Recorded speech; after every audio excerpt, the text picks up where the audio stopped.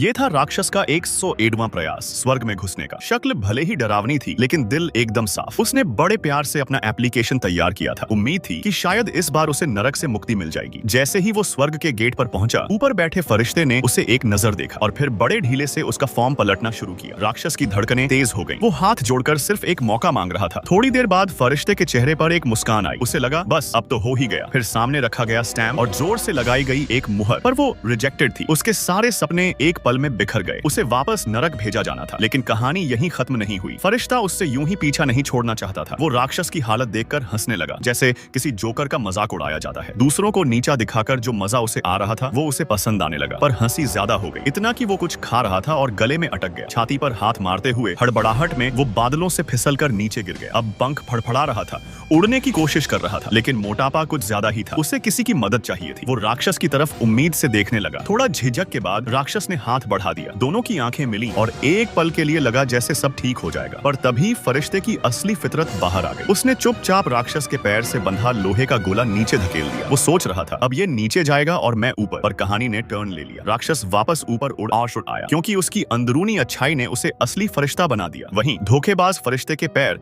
अचानक काले और भारी हो गए और वो नीचे गिरता चला गया, सीधा नरक की आग में।